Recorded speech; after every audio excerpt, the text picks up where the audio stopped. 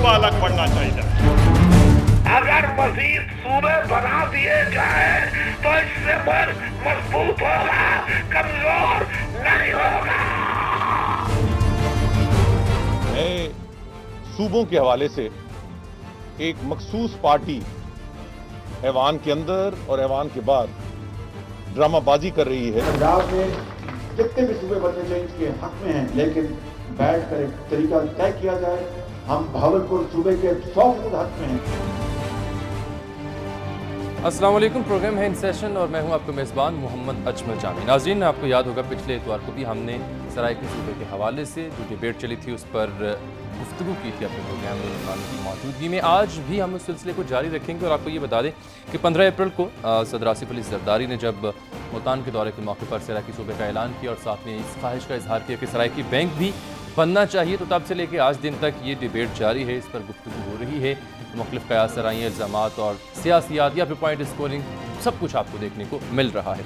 तो आज भी हम इस प्रोग्राम में इसी मौजू पर बात करेंगे और बात यह है कि क्या सराइकी सूबे पर बात ख़त्म हो जाएगी या फिर कुछ लोग ये कहते हैं कि बात निकली है तो फिर दूर तलक जाएगी, और जायज़ा लेंगे इस सूरत हाल का कि किस हद तक मुमकिन है नए सूबों का क़याम और रुकावटें क्या कुछ हैं सारे मामले में। एक ख़ास बात है प्राइम मिनिस्टर यूसुफ रज़ा गिलानी के हवाले से आज अखबारात में छपी कि वो कहते हैं कि डिग्रियां हैं जो जनूबी पंजाब के इलाके के लोग हैं लेकिन मुलाजमत उन्हें नहीं मिलती, और वज़ीर ख़जाना को उन्होंने हिदायत की है कि अगले बजट में 1 लाख नौकरियां जो हैं वो रखी जाए। सवाल ये पैदा होता है कि अब जबकि आखिरी साल है गवर्नमेंट को, तो पहले 4 साल ये सारे इकदाम करने का ख्याल क्यों ना आया, और जब सराइकी सूबे की बात की जाती है तो क्या पाकिस्तान पीपल्स पार्टी के पास कोई रोड मैप भी है या फिर महज ये एक ऐलान ही था। और हमने पिछले इतवार भी प्रोग्राम में बाबा हैदर जमान साहब को जहमत दी थी, उन्होंने बात की थी हज़ारा सूबे के हवाले से। आज भी तज्ज़िया कारों की नज़र से भी राय जानेंगे इस बहस के हवाले से, और सियासतदान भी आज हमारे प्रोग्राम में मदऊ हैं जिनसे हम इस अहम मामले पर बात करेंगे और आपकी आरा को भी इसमें शामिल करने की कोशिश करेंगे। इन सेशन में आप मेरे साथ ही रहिएगा, मैं आपसे मिलूंगा मेहमानों के तारुफ के साथ एक छोटी सी ब्रेक के बाद।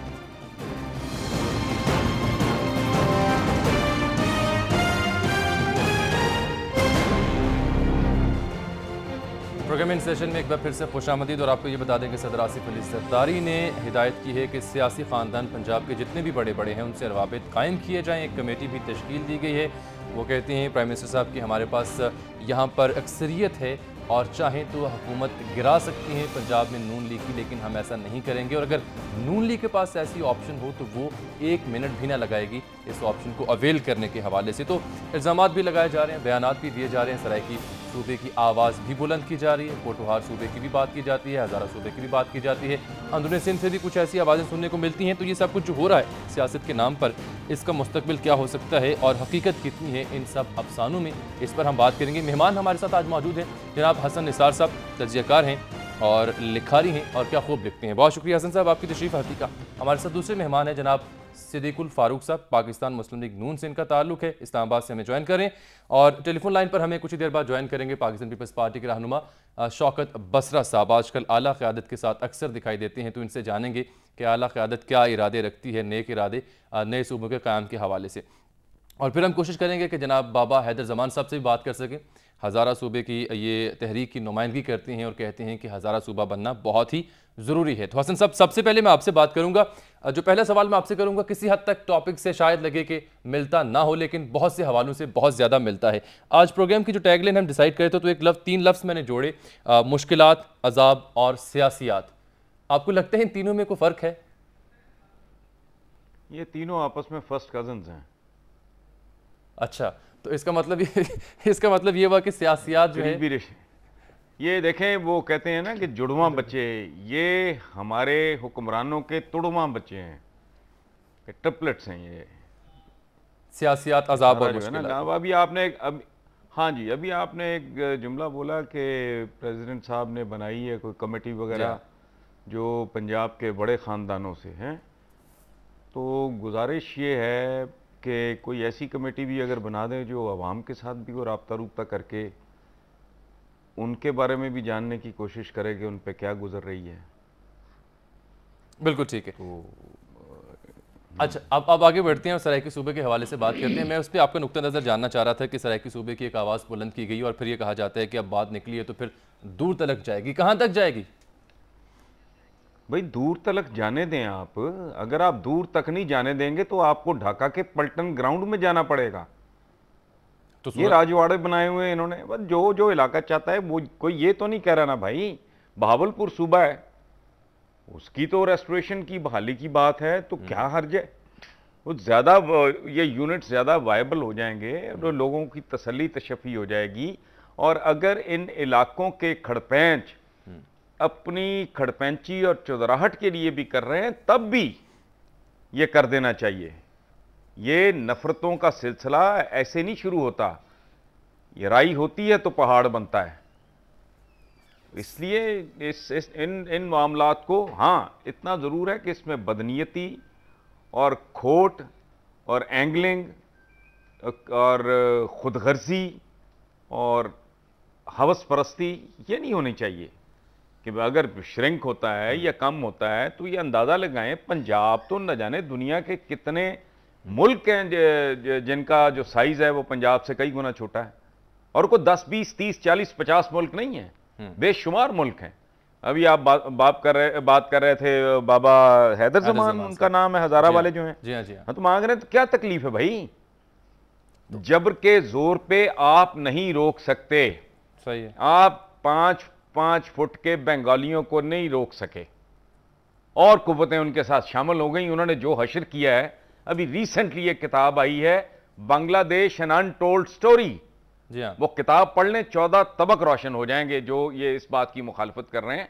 अगर किसी इलाके के लोग चाहते हैं कि हमारे पास इंडिपेंडेंट सूबा होना है तो बनाने दो। वो ये तो नहीं कह रहे हम इंडिपेंडेंट मुल्क बनाने जा रहे हैं। अच्छा हसन साहब, अब इसमें सवाल ये पैदा होता है कि बनने चाहिए, आप कहते हैं सूबे बनने चाहिए, जैसे जो चाहता है उसे सूबे वहाँ पर बनने चाहिए बेहतर इंतजामी उमूर के लिए। अब अगर हम ये दरियाफ्त करने की कोशिश करें कि फिर रुकावटें क्या हैं, तो आपकी दानिश क्या कहती है? देखें, बात सुने, इस मुल्क में अनफॉर्चुनेटली कोई फैसला मेरिट पे नहीं होता। हमारे यहाँ इक्तिसादी फैसले भी सियासत की ऐनक लगा के किए जाते हैं। ये जितने ढोंग हैं, ये वो चाहे बेनज़ीर इनकम सपोर्ट प्रोग्राम हो, चाहे येलो कैब हो, चाहे ये सब तमाशे हैं। They don't really mean it.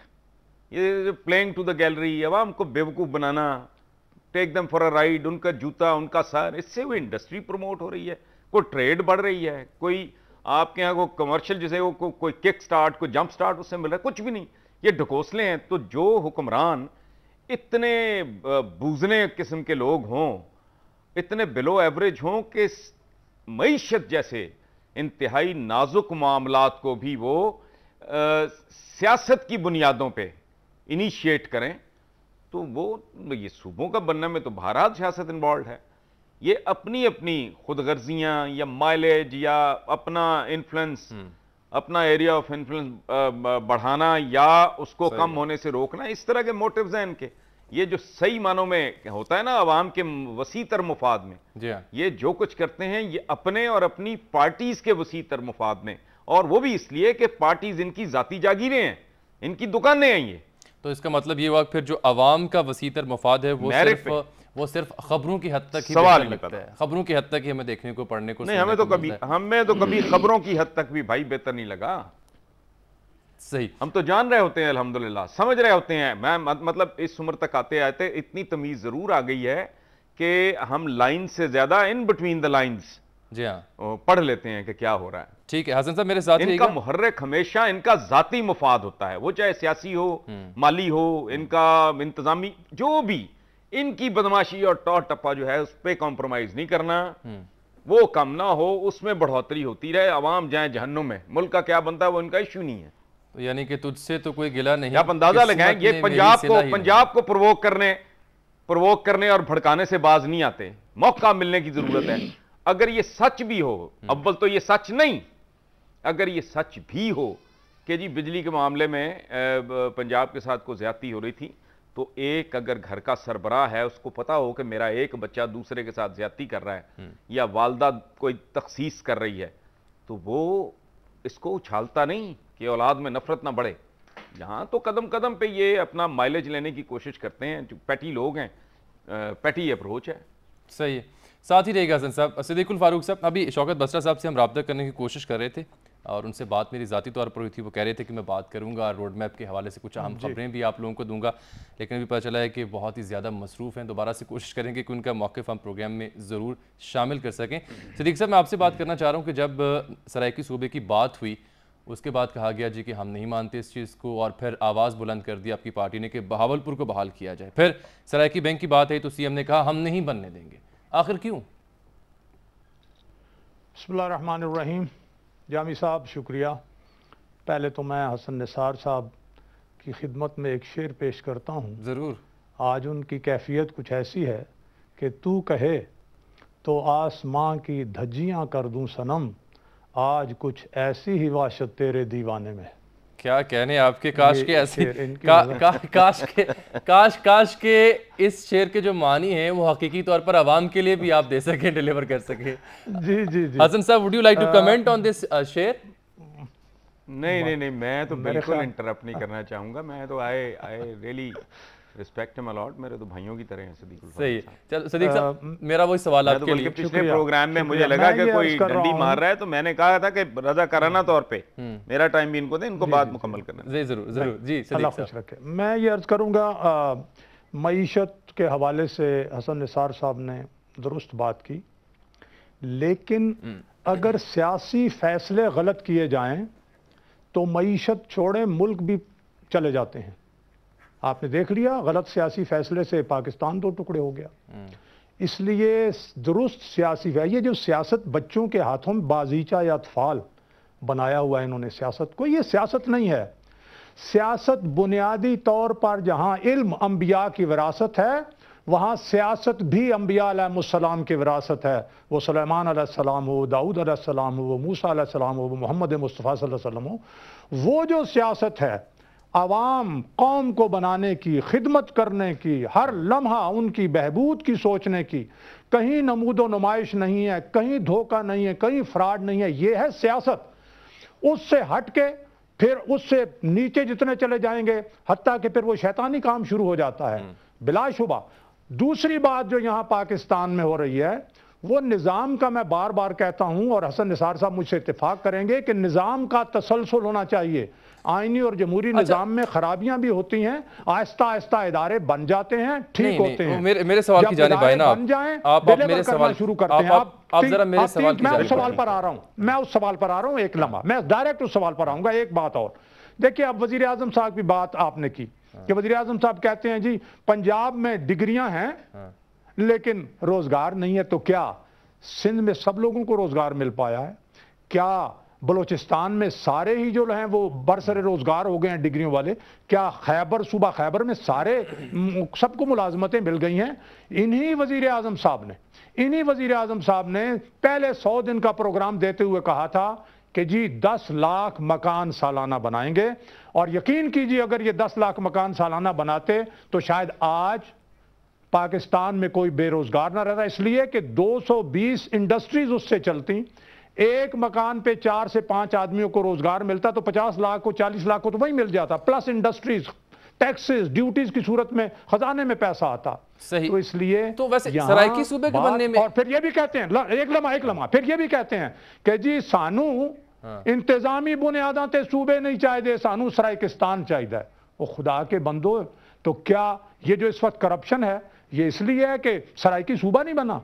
क्या ये जो इस वक्त एक इक्तिसादी हालात बदतरीन हो गए हैं क्या इसलिए? तो वो इक्तिसादी हालात क्या पता बेहतर हो जाए अगर सराइकी बैंक का बनने दें, लेकिन सीएम तो कहते हैं सराइकी बैंक हम नहीं बनने देंगे। उसमें क्या एतराज है? बैंक तो देखिए सारा इख्तियार जो है, monetary policy, fiscal policy, state bank की पॉलिसी, रोजाना नोट छाप रहे हैं। सराइकी बैंक बनाएंगे तो यहां मरकज में बैठ के कुछ और नोट छाप देंगे आप। भाई वसाइल और ये सूबों की सूबे बनाएं।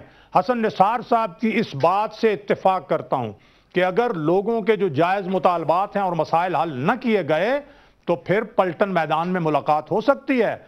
लेकिन इसके लिए जब कायदे हिज़्ब इख्तिलाफ ने इनको कहा 6 जनवरी को कि भाई कमीशन बनाओ, इंडिया में सूबे बने, कमीशन बने, ये आसान काम नहीं है, इस पर इत्तेफाक राय पैदा करो, इंतजामी बुनियादों पर आओ, बैठो, सूबे बनाओ।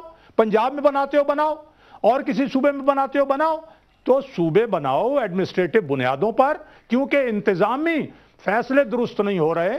मईशत दुरुस्त नहीं है तो सूबे बना दो, लोगों को एम्पावर करो, लोगों को इख्तियार दो। हम तो इसके हम ही हैं, हम तो इससे मुखालिफत इसकी नहीं करते। कायदे हिज़्ब इख्तिलाफ ने असेंबली के अंदर 6 जनवरी को यह बात की कि आइए कमीशन बनाइए, आइए सूबे बनाएं। हसन निसार साहब, आप भी और सिद्दीकुल फारूक साहब, आप दोनों मेरे साथ ही रहिएगा। ब्रेक लेंगे और ब्रेक के बाद कोशिश करेंगे कि पाकिस्तान पीपल्स पार्टी की नुमाइंदगी प्रोग्राम में यकीनी बना सकें। शौकत बसरा साहब से दोबारा बात करने की कोशिश करेंगे और बाबा हैदर जमान साहब की गुफ्तगू भी हम सुनेंगे इसी प्रोग्राम में। इन सेशन में सराइकी सूबे के हवाले से हम बात करें कि क्या बात यहाँ तक रहेगी या बात फिर आगे बढ़ती जाएगी। मेरे साथ ही रहेगा, आपसे मिलेंगे एक ब्रेक के बाद।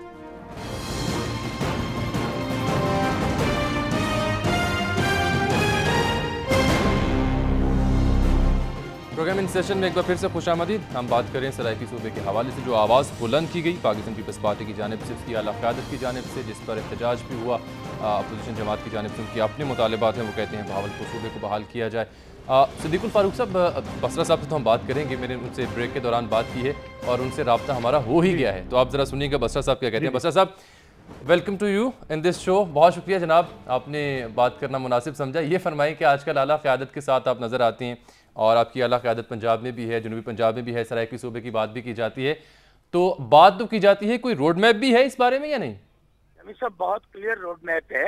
अच्छा, इंशाल्लाह उसमें कोई अब कोई बहाम नहीं है कि जनूबी पंजाब सूबा बनने जा रहा है। सिर्फ कुछ आईनी रुकावटें हैं। अभी हमारे नून के दोस्त कुछ बैठे होंगे। जी हाँ, सिद्दीकुल फारूक साहब आपको सुन रहे हैं। जनूबी पंजाब को सूबा बनाने में अगर कोई रुकावट है तो इस वक्त सिर्फ और सिर्फ मुस्लिम लीग नून की क़यादत है, जो जिनको बड़ा दर्द है और जो रायविंड को पंजाब समझते हैं। लेकिन अब मैं बता दूं आपको बात, जो हाँ तक आईनी मामला हैं सिद्दीकुल फारूक साहब, उसमें बड़ा क्लियर इशू है। अब इसको कोई ऐसे नहीं है कि हम लोग हट धर्मी के पे बनाएंगे। पहले भी तमाम मामला हमने कंसेंसस से किए हैं, कोई सियासी इशू नहीं है, कोई ये नहीं कि हम वोट लेने के लिए इसका ऐलान किया है।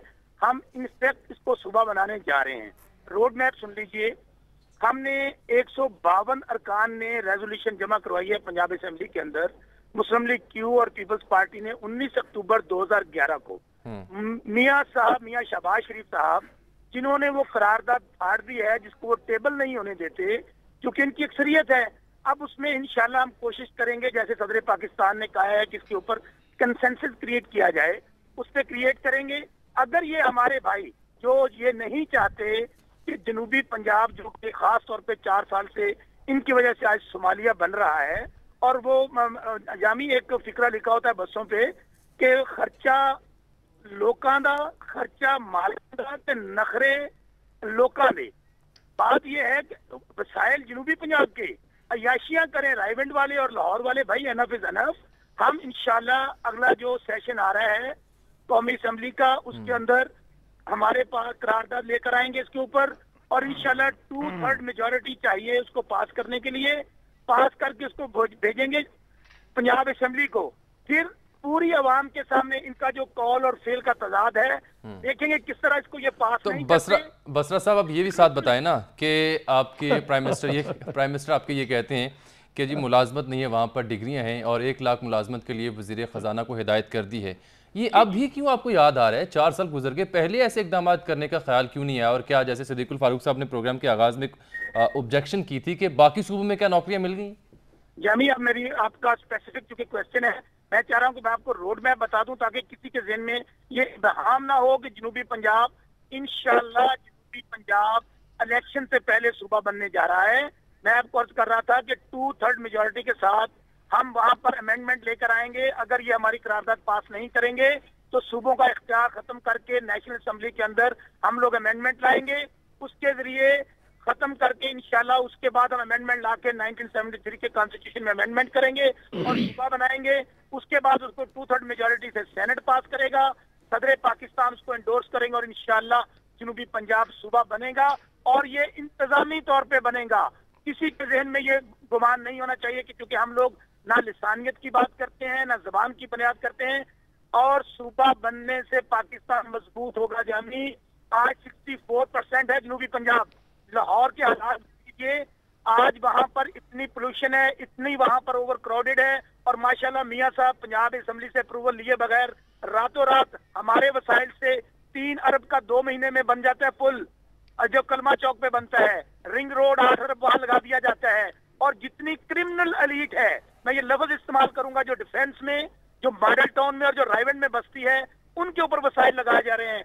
और अच्छा, नहीं, पुल तो मुल्तान में भी बन रहे हैं बड़े अरसे से, वहां भी बाईपास अंडरपासेस बन रहे हैं, वहां भी ऐसी ही तकरीबन सूरत हाल है।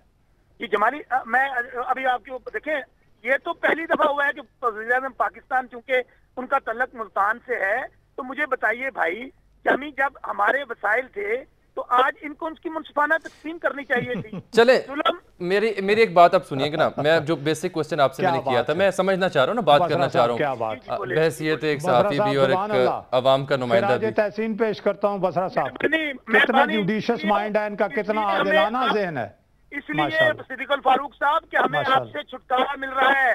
पूरी खुदा अल्लाह ताला आपको इंसाफ की बात करने की तौफीक दे बसरा साहब। आमीन। अल्लाह ताला आपकी आवाज मक्के मदीने अल्लाह कबूल करे और हमें आपसे छुटकारा मिल जाए, ताकि जो आप हमारे, और मेरा यही मतलब है कि आप बेइंसाफी की बात कर रहे हैं, आप तासुब की बात कर रहे हैं, आप अपने अंदर का जो वो खराबियां हैं वो सामने ला रहे हैं अपनी जुबान पर, और आप इनको जोड़ नहीं सक रहे। मुझे ये नजर आ रहा है। सवाल का जवाब दीजिए चाहिए मुझे और पूरी कौम को।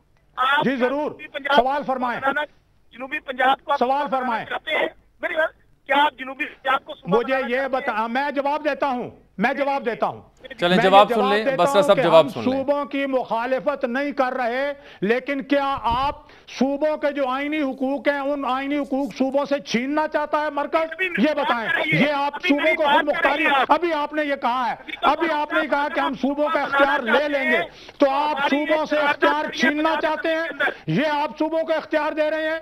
ये आपका जो आदिलाना सिस्टम है, ये आपकी आदिलाना सोच है? मान लिया कि आप आजकल टिच बटना दी जोड़ी बने हुए हैं मरकजी क़यादत के साथ, आप बड़ी टिच बटना दी जोड़ी, लेकिन टिच बटना दी जोड़ी कोई अपने अकल नाल काम लाओ, कोई इंसाफ की गल करो, कोई आइन की गल करो, कोई सूबे नूं इख्तियारात देने की गल करो, सूबे को खोने की गल ना करो। आप सुन लेते हैं बसरा साहब। बोले। मैं आपसे एक बात पूछी थी, आपने उसका जवाब नहीं दिया। बोले। आप जनूबी पंजाब, मैंने जवाब दिया, आपने सुना ही नहीं। अच्छा ठहरे सदीक साहब, ठहरे ना। अरे सदीकुल फारूक साहब सुने तो सही ना, महसूस करने की अच्छा ये देखिए शौकत बसरा साहब, हम सूबों की मुखालिफत नहीं कर रहे, लेकिन अगर मैं डबल कोटेड जो अंजुमन सताइश बानी का सिलसिला शुरू हुआ है इसे खत्म करना चाहूंगा। नहीं ठहरे ना, मेरा मकसद देखें, मेरी हर प्रोग्राम में ये कोशिश होती है कि ऐसी नौबत ना आए, बात की जाए। गो के इस पर एतराज भी किया जाता है कि आप बाकी एंकर्स की तरह आप क्यों नहीं बात करते, लेकिन माजर चाहता हूँ, मैं तारीख का, सियासत का, जर्नलिज्म का तालिब इल्म में कोशिश होती है कि क्वालिटी की डिबेट की जाए, जरा बात सुनी जाए एक दूसरे की, उस पर कमेंट्स किए जाए। अवाम तक बात चली। मैं आपकी तरफ ही आ रहा हूँ कि सिद्दीकुल फारूक साहब ने कुछ ऑब्जेक्शंस किए हैं, उन्होंने कुछ पॉइंट्स रेज आउट किए हैं, अब आप उनको एड्रेस कर सकते हैं तो बोलिए। हाँ जामी, मैंने सिर्फ ये लफ्ज बोले हैं कि सदर पाकिस्तान ने जो हदायत की है कि हम लोग इसके ऊपर कंसेंसस क्रिएट करेंगे, मैंने तो उसके बाद की बात कही है, क्योंकि जो इनका बिहेवियर है, जो कंडक्ट है, ये नहीं चाहते कि जनूबी पंजाब के अवाम को तख्ते लाहौर से आजादी मिले। भाई हम तो कहते हैं कि मैंने एक सवाल किया था कि अगर आप सूबा बनाना चाहते हैं, हमारी एक करारदाद 11 अक्टूबर से या 19 अक्टूबर से असेंबली में आई हुई है, 6 महीने गुजर गए हैं, आप उसको टेबल क्यों नहीं होने देते? मैं इसका जवाब दूंगा। एक मिनट सिद्दीक साहब, एक मिनट मैं आपसे जवाब लूंगा ना, ठहरी। इसमें शौकत बसरा साहब ने अपनी गुफ्तगू में एक और अहम नुक्ता उठाया था कि अगर सूबे ने यह करारदाद मंजूर ना होने दी तो फिर हम आइन में तब्दीली करके सूबों से इस चीज का इख्तियार ले लेंगे। वाकई बसरा साहब ऐसा कुछ इक़दाम करने आप जा रहे हैं? नहीं, कोई मेरी बात सुने, मैं आपको Jami, we are very clear, क्योंकि अब डू और डाई का मामला है। हम अब नहीं चाहेंगे कि ये हमारे वसाइल पे अय्याशियां करें, ये हमारे वसाइल पे शहनशाह मुअज़्ज़म रायविंड के शहजादे रातों रात रायविंड को पेरिस बनाए। अब हमें खा इसके लिए मरना पड़े, खा बंदूक उठानी पड़े, एनफ इज एनफ। जनूबी पंजाब के आवाम, आप ये सुन लीजिए, मैं इसका जवाब देता हूं।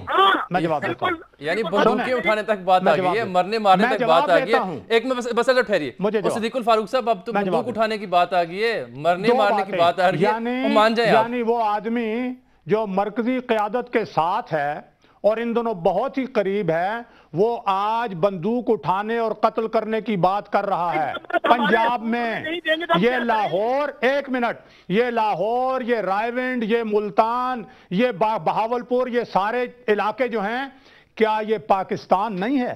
क्या ये पाकिस्तान से बाहर हैं? तो अगर इनकी एक लम्हा अगर इनकी बात मान ली जाए तो फिर कराची वालों का ये कहना फिर दुरुस्त है कि पाकिस्तान के 70% वसाइल कराची जनरेट कर रहा है। फिर कल वो भी बात करेंगे जो आज ये करते हैं। एक लम्हा।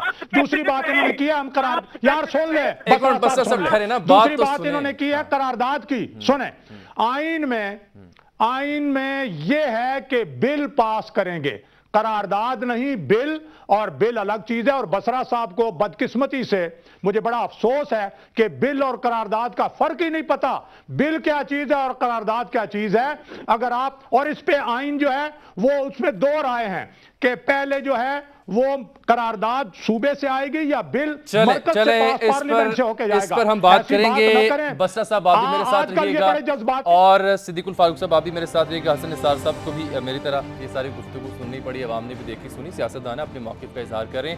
लेकिन अभी ट्विटर पर एक मुझे मैसेज आया था जिसमें क्वेश्चन किया गया कमेंट की सूरत में कि सुनता जा शर्माता जा। तो इस पर मैं तबसरा लूँगा जनाब हसन निसार साहब का, लेकिन एक ब्रेक के बाद आप मेरे साथ रहिए।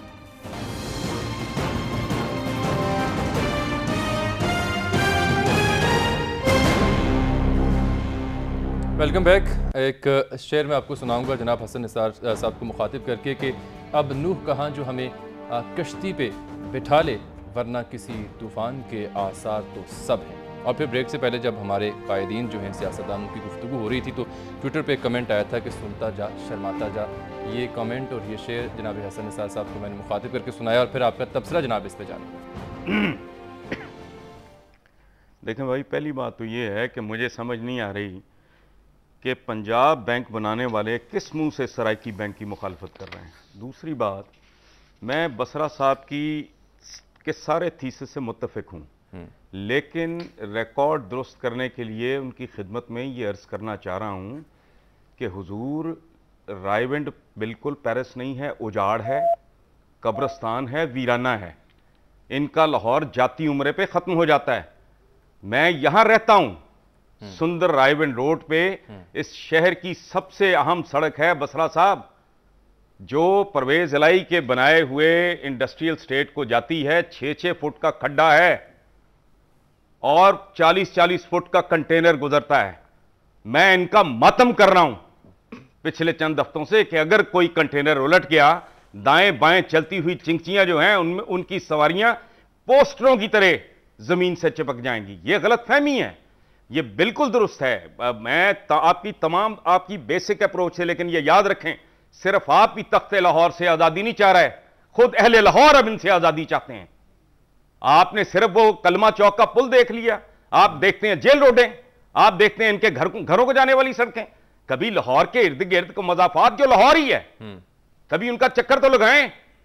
आप भूल जाएंगे अपने पसमानदा इलाके। तो प्लीज करेक्ट योर सेल्फ। कोई एलिमेंट, कोई सेक्शन ऑफ सोसाइटी होगा जो एक्सप्लॉइट करता होगा, बाकी ये तो बिल्कुल वही हाल है कि जैसे और लोग जिनको पूरा नॉलेज नहीं है वो कहते हैं कि जी पंजाब एक्सप्लॉइट करता है, और पंजाब तो खुद भूखा मर रहा है। तो इसलिए यह कहना कि लाहौर को पेरिस और रायविंड को पेरिस हो, खुदा का खौफ करें भाई। ये इतनी बड़ी गैर जिम्मेदाराना स्टेटमेंट है। वो उजाड़ है, उजाड़। इससे बदतर सड़क आप मुझे पूरे सराइकी वसेब में दिखाएं, अल्लाह की कसम मैं पेशा छोड़ दूंगा ये वाला। तो प्लीज आप बात करने से पहले सोच लें। ठीक है, चंद ये वसाइल लूट के चंद सड़कों को सजाते हैं, मैं फूल देख के, फवारे देख के लाहौर शहर के कुड़ता हूं। किनको शर्म हया नहीं आती, ये करोड़ों रुपए यहां बर्बाद कर रहे हैं। वो इर्द गिर्द की सड़कें थोड़ी सी अपग्रेड कर दो। लेकिन ये बिल्कुल अप्रोच आपकी ठीक है, लेकिन प्लीज आप तशरीफ लाएं, मेरे मेहमान हो, मैं आपको दिखाऊं, असली लाहौर का चेहरा दिखाऊं। ये करते हैं कॉस्मेटिक किस्म के काम। सो प्लीज आप हमें इतना बड़ा एजाज ना दे पेरिस होने का। सही है, ये जहन्नुम है।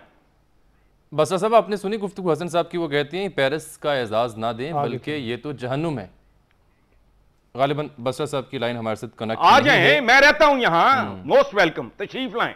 सही है, हसन साहब मेरे साथ ही रहिएगा। बसरा साहब से हमारा राब्ता नहीं हो पा रहा। जनाब बाबा हैदर जमान साहब ने हमें ज्वाइन किया है अभी, जो हज़ारा सूबे की तहरीक है उसके रहनुमा हैं, उनसे हम बात कर लेते हैं। हैदर जमान साहब बहुत शुक्रिया। पिछले हफ्ते इतवार भी मैंने आपसे गुफ्तगू की थी इसी मौजू पर कि सराइकी सूबे की बात होती है, आपकी आवाज़ ये है कि हज़ारा सूबा भी बनना चाहिए। मैं आज आपसे जानना ये चाह रहा हूँ कि हज़ारा सूबा बनना चाहिए, फिर पोटोहार सूबे की वॉल चॉकिंग भी हमें नज़र आती है, पोटोहार की छोटी पहाड़ियों पर भी। इन दोनों में कोई फ़र्क है या ये दोनों एक ही तहरीकें हैं? अगर हज़ारा है तो पोटोहार किस हद तक तक़वियत रखता है? देखें, आप ऐसा सवाल करते हैं जो अभी तक मजबूत पाँव पर खड़ा नहीं हुआ है। हज़ारा की तारीख जो है ये उठी है, उसके बाद सराइकी आई है, उसके बाद भावलपुर आया है। दुरुस्त। फिर हम इकट्ठे हुए हैं, इन सब ने, भावलपुर वालों ने तो मुझे अपना वो खादम भी बनाया। सवाल ये है कि ये जो भी है ये इर्रेलेवेंट बातों से कोई फ़ायदा नहीं है। ये सियासतदान ये सुनता जाओ और शर्माता जाओ वाली बात है। ये जैसे औरतें एक दूसरे को ताने देती हैं, तुम ये हो, दूसरी कहती है तुम ये हो, तुमने ये किया है, तुम्हारी फलां के साथ है, मैं फलां के साथ जाऊंगी। तो ये चीज़ें ठीक नहीं है। बात करें सूबों की ज़रूरत है या नहीं है, मैं ये कहता हूँ कि जहाँ जहाँ भी सूबों की डिमांड है, ये मुल्क सबका है, ये चंद लोगों का नहीं है, या वो लोग जो पार्लियामेंट में या असेंबली में किसी तरीके से भी पहुंच गए हैं, ये उनका मुल्क नहीं है, ये 18 करोड़ अवाम का मुल्क है। सही। तो अवाम की आवाज़, जमहूरियत का तकाजा ये है कि अवाम की आवाज़ सुनी जाए। जहाँ जहाँ पॉपुलर डिमांड है उस वहाँ लोगों को सूबे दें। और अगर आप इसमें ये कहते हैं कि होना चाहिए, लाइकिंग डिसलाइकिंग रखते हैं, तो आसान बात है, रिफरेंडम करा लें। सराइकी में भी रिफरेंडम करा लें, हज़ारे में रिफरेंडम करा लें, भावलपुर में भी रिफरेंडम करा लें, जहाँ जहाँ कोई मांगता है रिफरेंडम करा लें। तो बात क्या, ये मुश्किल क्या है? एक घर है जिसके 4 या 6 भाई हैं, पार्टनर हैं, वो अब नेचुरल बात यह है कि जब उनके बच्चे हो जाएं, आबादी बढ़ जाए, ज़रूरत पड़ती है, तो वो अलहदा घर मांगते हैं और उनका घर होना चाहिए। जिस तरह पाकिस्तान बनते वक्त कितने इजला थे, आज पता करें कितने इजला हैं। क्यों? ये ज़रूरत पड़ती है। ठीक है। मैं कहता हूँ सूबा सराद में, जिसे आप पख्तूनख्वा आप कहते हैं, इसमें 6 इजला थे, आज 25 इजला हैं। तो क्यों है? जरूरत पड़ी है।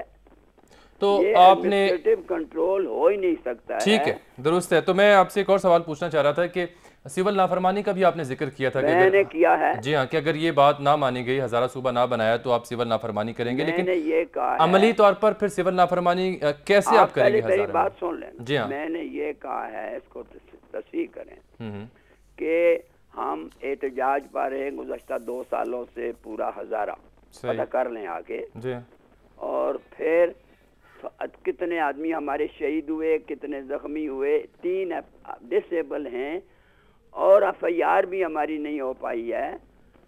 तो फिर हम क्या करेंगे? हम कहते हैं हम सूबा हमें चाहिए, रिफरेंडम करा लो। हमारा ये जमहूरियत ये है कि हमसे पूछो, और आप कहते हैं हम नहीं पूछते, तो आप हैं कौन?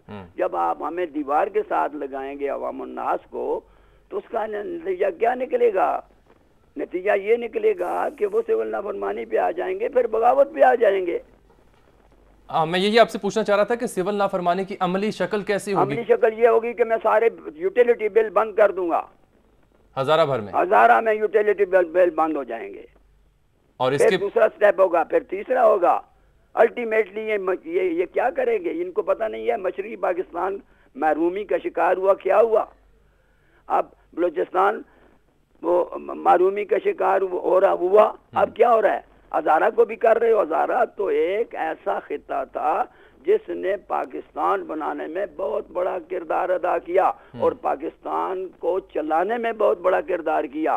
पहले किरदार ये था कि सूबा सराद की या कांग्रेस की हुकूमत थी और वो इंडिया के साथ अनेक्स करना चाहते थे सूबा सराद को। ये हज़ारा था जिसने इसको रोका है और रेफरेंडम के जरिए सूबा सराद को पाकिस्तान में शामिल कराया। नंबर 1 ये इनकी कुर्बानी है। दूसरी ये है कि 84 गांव अपने पानी में डुबोकर सारे पाकिस्तान को रोशन किया है।